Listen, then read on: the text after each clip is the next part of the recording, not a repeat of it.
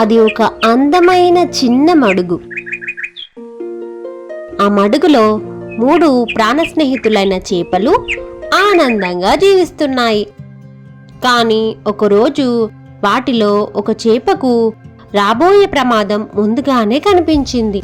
వెంటనే అది తన 2 స్నేహితుల దగ్గరికి వెళ్ళింది. మనపై పెద్ద ప్రమాదం రాబోతుంది, వెంటనే ఈ మడుగును వదిలి వెళ్ళిపోదాం అని హెచ్చరించింది. కానీ ఆ 2 స్నేహితులు దాని మాటలను అస్సలే నమ్మలేదు. పైగా నువ్వు అనవసరంగా భయపడుతున్నావు అంటూ ఎగతాళి చేశారు. వారి మాటలు విన్న ఆ చేప చాలా బాధపడింది. అసలు ఆ చేప ఏ ప్రమాదాన్ని చూసింది? అది ఎందుకు అంత ఆందోళన చెందింది? చివరికి 3 స్నేహితుల జీవితాల్లో ఏమి జరిగింది తెలుసుకోవాలనుకుంటే ఈ కథను చివరి వరకు తప్పకుండా చూడండి. హాయ్ అండి, welcome back to Vedant creatives. ఈ రోజైతే ఒక మంచి స్టోరీతో మళ్ళీ మీ ముందుకు వచ్చేసినండి. ఛానల్ని సబ్స్క్రైబ్ చేసుకొని ఈ వీడియోకి ఒక లైక్ ఇవ్వడం మాత్రం అస్సలు మర్చిపోకండి. స్టోరీ నేమ్ వచ్చేసి 3 చేపలు. అనగనగా ఒక అందమైన అడవి. అడవి మధ్యలో ఒక పెద్ద మడుగు ఉండేది. ఆ మడుగులో కలువ పూలు వికసించి ఉండేవి. తామరాకులపై కప్పలు ఆడుకుంటూ ఉండేవి. రంగురంగుల సీతాకోక చిలుకలు ఎగురుతూ ఉండేవి. ఆ మడుగులో ఎన్నో చేపలు సంతోషంగా జీవించేవి. ఆ చేపల్లో 3 మంచి స్నేహితులు కూడా ఉండేవారు. వారి పేర్లు సుమతి, కాలమతి, మందమతి. మొదటి చేప పేరు సుమతి. చాలా తెలివైనది. ఏ పని చేసినా ముందుగా ఆలోచించి చేసేది. ప్రమాదం రాకముందే దానికి పరిష్కారం వెతికేది. రెండవ చేప కాలమతి. ఇది కూడా తెలివైనదే, కానీ ప్రమాదం ఎదురైన తర్వాతే చర్య తీసుకునేది. సమయం వచ్చినప్పుడు చూద్దాంలే అనుకునేది దాని స్వభావం. మూడవది మందమతి. ఇది మాత్రం చాలా సోమరి. ఎవరి మాట వినేది కాదు. ఏం జరగదు, అన్నీ బాగానే ఉంటాయి అని నిర్లక్ష్యంగా ఉండేది. ఈ 3 ప్రాణ స్నేహితులు ప్రతిరోజు కలిసి ఈదుకుంటూ ఆడుకుంటూ ఆహారం వెతుక్కుంటూ ఎంతో ఆనందంగా జీవించేవారు. ఏ చిన్న పని చేయాలనుకున్నా 3 కలిసి మాట్లాడుకొని ఒక నిర్ణయానికి వచ్చేవారు. అలా రోజులు సంతోషంగా గడుస్తున్నాయి.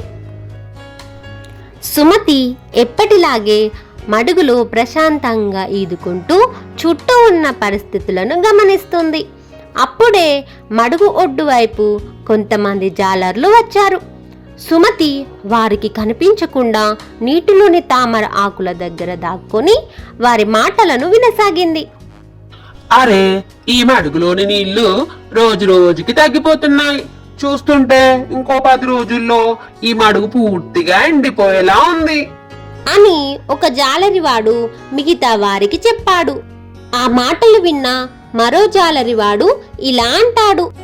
అవును, కానీ ఇందులో చేపలు మాత్రం బాగా లావుగా ఉన్నాయి. ఇవన్నీ పట్టుకొని మార్కెట్ లో అమ్మితే మనకు మంచి లాభం వస్తుంది రంగన్న. అవును, బాగా లాభం వస్తుంది అనుకొని ఆ జాలర్లందరూ కలిసి మాట్లాడుకొని అక్కడి నుంచి వెళ్ళిపోయారు. జాలర్లు చెప్పిన ప్రతి మాట సుమతి స్పష్టంగా విన్నది. ఆ మాటలు విన్న వెంటనే దాని గుండె వేగంగా కొట్టుకోవడం మొదలైంది. అయ్యో, మనందరికి పెద్ద ప్రమాదం రాబోతుంది. వెంటనే కాలమతి, మందమతికి ఈ విషయం చెప్పాలి, లేదంటే ప్రాణాలు ప్రమాదంలో పడతాయి అని అనుకుని తన 2 స్నేహితుల కోసం వేగంగా ఈదుకుంటూ వెళ్ళింది. స్నేహితులారా, నేను ఒక ముఖ్యమైన విషయం చెప్పాలి మీకు. వెంటనే కాలమతి ఇలా అడిగింది.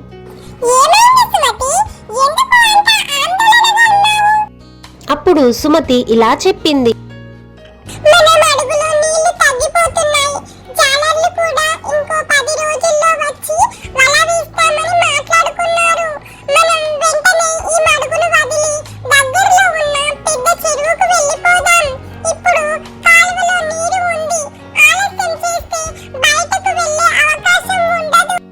సుమతి చెప్పిన మాటలు విన్న తర్వాత కాలమతి కొద్దిసేపు ఆలోచించింది.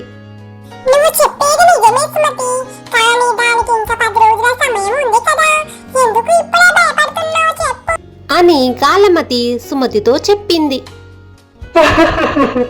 మందమతి గట్టిగా నవ్వింది. నువ్వు ఎప్పుడు భయపడుతూనే ఉంటావు.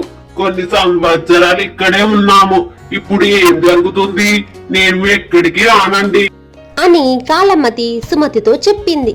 సుమతి మళ్ళీ నచ్చ చెప్పింది. ప్రమాదం వచ్చిన తర్వాత ఆలోచించడం కంటే ముందే జాగ్రత్త పడడం మంచిది కదా మిత్రమా. సుమతి ఎంత చెప్పినా కాలమతి మందమతి సుమతి మాటలను పట్టించుకోలేదు. సుమతి చాలా బాధపడిపోయింది. స్నేహితులారా, నేను మీ మేలు కోసమే చెబుతున్నాను. సరే, మీరు రాకపోతే నేనే వెళ్తాను అని చెప్పి కాలువలో నీరు ఉన్నప్పుడే నెమ్మదిగా ఈదుకుంటూ పెద్ద చెరువులోనికి చేరుకుంది. ఎండలు మరింత పెరిగాయి. మడుగుల్లో నీళ్లు చాలా వరకు తగ్గిపోయాయి. ఇంతలో జాలర్లు అక్కడికి వచ్చేశారు.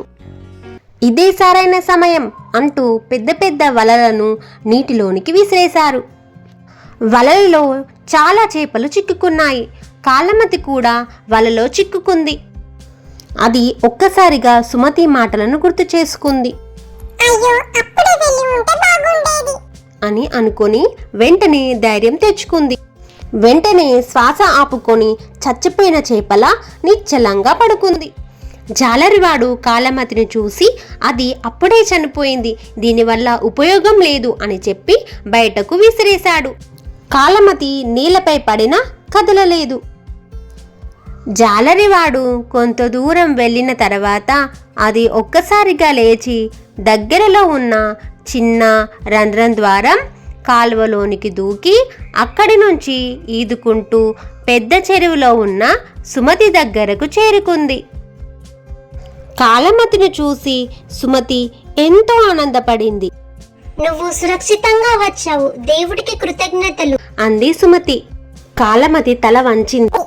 నీ మాట ముందే విని ఉంటే ఇంత ప్రమాదం వచ్చేది కాదు. ఇక నుంచి ముందు ఆలోచించడం నేర్చుకుంటాను అంది కాలమతి. మందమతి మాత్రం వలలో చిక్కుకుంది. అది ఎంత తంటాలు పడినా బయటకు రాలేకపోయింది. నా స్నేహితురాలి మాట విని ఉంటే నేను కూడా బతికేదాన్ని అని చాలా బాధపడింది. కానీ అప్పటికి చాలా ఆలస్యమైపోయింది. జాలర్లు మందమతిని తీసుకొని వెళ్ళిపోయారు. పెద్ద చెరువులో ఉన్న సుమతి కాలమతి ఇద్దరు చాలా కాలం సంతోషంగా జీవించారు. ఆ రోజు నుంచి కాలమతి ఎప్పుడూ ప్రమాదాన్ని ముందుగానే గుర్తించడం నేర్చుకుంది. చూపు ఉన్నవాడు రాబోయే ఎంతటి ప్రమాదాన్నైనా ముందుగానే పసిగట్టగలుగుతాడు. సమయస్ఫూర్తి కొన్నిసార్లు ప్రాణాలను కాపాడుతుంది, కానీ నిర్లక్ష్యం సోమర్తనం మాత్రం తప్పకుండా కష్టాలను తెస్తాయి. చూసారు కదా ఫ్రెండ్స్, స్టోరీ నచ్చితే తప్పకుండా ఈ వీడియోకి ఒక లైక్ ఇవ్వడం మాత్రం అస్సలు మర్చిపోకండి. తిరిగి మరొక మంచి వీడియోతో మళ్ళీ కలుద్దాం.